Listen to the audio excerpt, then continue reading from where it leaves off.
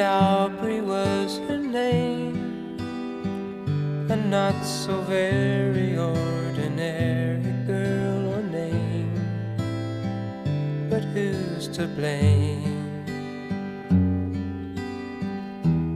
for a love that wouldn't bloom, for the hearts that never played in tune, like a lovely melody that everyone can sing. Take away the words that rhyme, it doesn't mean a thing.